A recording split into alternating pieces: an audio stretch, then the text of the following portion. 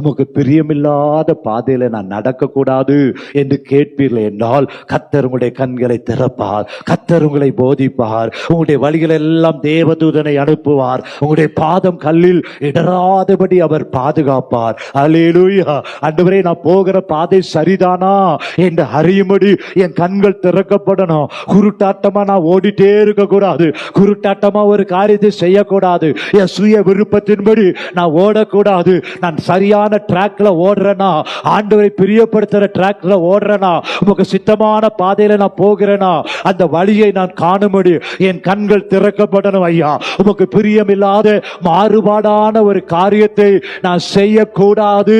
உமக்கு பிரியமான டிராக்ல, உமக்கு சித்தமான பாதையில ஓடும்படி என் கண்கள் ஒவ்வொரு நாளும் திறக்கணும் என்று கேட்கும் பொழுது நம்முடைய கண்கள் திறக்கப்படும். நம்முடைய பாதைகள் எல்லாம் அவர் கூட வருவார்.